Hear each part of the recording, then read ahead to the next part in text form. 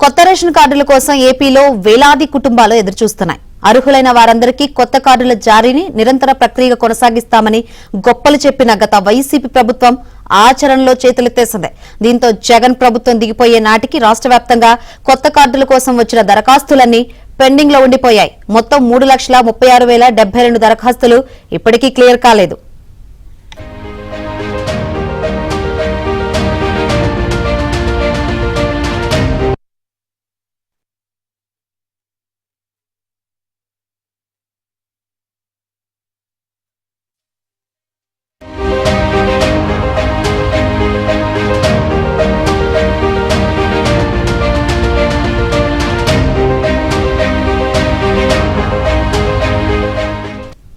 గత ఏడాది జూన్లో అధికారంలోకి వచ్చిన కూటమి ప్రభుత్వం అర్హులకు కొత్త రేషన్ కార్డులు మంజూరు చేస్తామని హామీ ఇచ్చింది. దీనిపై కసరత్తు చేస్తున్నామని, ప్రతిపాదించిన డిజైన్లు కూడా పరిశీలనలో ఉన్నాయని, త్వరలోనే కొత్త రేషన్ కార్డులు అందజేస్తామని పౌర సరఫరాల శాఖ మంత్రి నాదెండ్ల మనోహర్ పలుమార్లు ప్రకటించారు. దీంతో పెండింగ్ లో ఉన్న దరఖాస్తుదారులతో పాటు కొత్తగా పెళ్లిళ్లైన జంటలు, గత ప్రభుత్వంలో రాజకీయ కారణాలతో కార్డులు కోల్పోయిన వారు తమకు కొత్త రేషన్ కార్డులు వస్తాయని ఎదురు చూస్తున్నారు.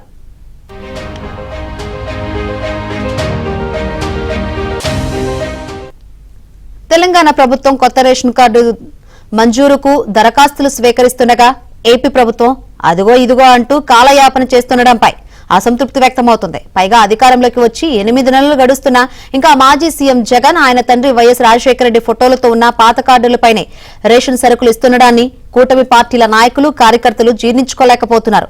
వాటి స్థానంలో రీడిజైన్ చేసిన కొత్త కార్డులైనా జారీ చేయాలని కోరుతున్నారు.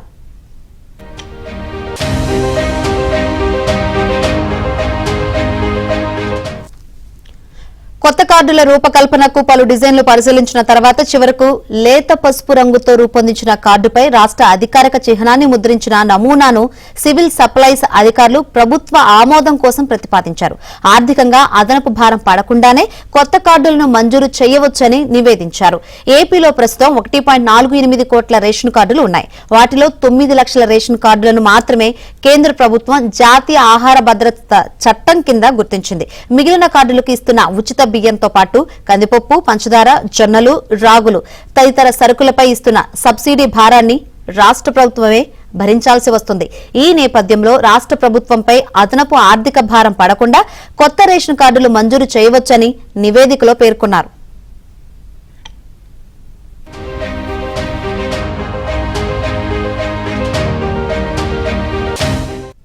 ఏపీలో ప్రస్తుతం ఉన్న మొత్తం రేషన్ కార్డుల వినియోగంపై సమీక్షలు నిర్వహించి ఆ స్టార్టింగ్ డేటా ఆధారంగా ఇప్పటికే రాష్ట్రంలోని 17,941 అంత్యోదయ అన్న యోజన, 1,36,420 PHH కార్డుదారులు గత 6 నెలలుగా రేషన్ సరుకులు తీసుకోవడం లేదని గుర్తించారు.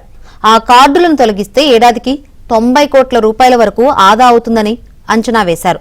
తాజాగా గత 6 నెలలుగా రేషన్ సరుకులు తీసుకుని కార్డులను కూడా తొలగించి వాటి స్థానంలో అర్హులైన వారికి కొత్త కార్డులు మంజూరు చేయవచ్చని పౌర సరఫరాల అధికారులు ప్రతిపాదించారు. ఇలా చేయడం వల్ల ప్రభుత్వంపై ఎలాంటి అదనపు భారం పడకుండానే రాష్ట్రంలో 1.5 లక్షలకు పైగా పేద కుటుంబాలకు కొత్త రేషన్ కార్డులు మంజూరు చేయవచ్చని ప్రణాళికలు సిద్ధం చేసి ప్రభుత్వం ఆమోదం కోసం ఎదురుచూస్తున్నారు.